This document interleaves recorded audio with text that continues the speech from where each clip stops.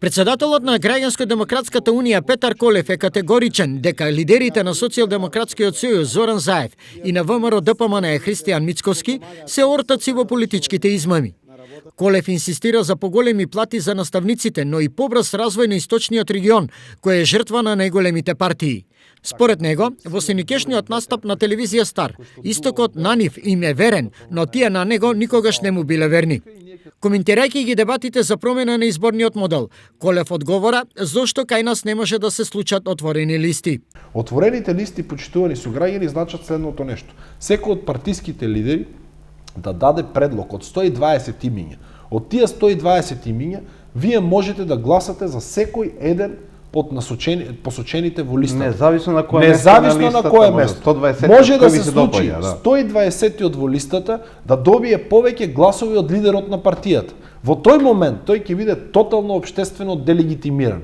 Зошто Мицковски не сака таков изборен модел? Па во ВМРО ДПМН има посилни авторитети и личности и ќе извадат повеќе гласови на избори од него и најверојатно ќе биде делегитимиран како лидер на ВМРО ДПМН. И нормално е тој да не се согласува со тоа. Од друга страна, во СДСМ може да се појават нови млади структури кои што ќе се нафатат да бидат и 120 на листата.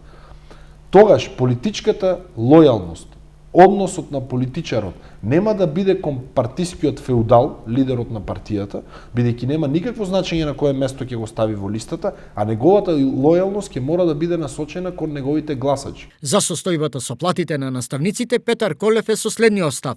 Јас мислам дека платите на особено на учителите во оваа земја се под секаква критика. Тоа се луѓето кои што треба се грижат за создавањето на македонските идни генерации. Погледнете прво, ајде нема да зборувам за цифри колку плати земаат. За тоа нема да зборувам.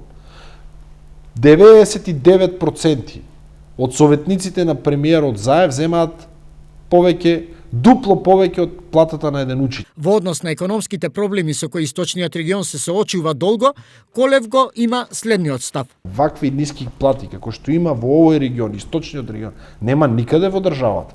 Погледнете како се развива Струга, Кичево, Тетово, Гостивар, Скопје, Битола и погледнете како стоат работите кај нас.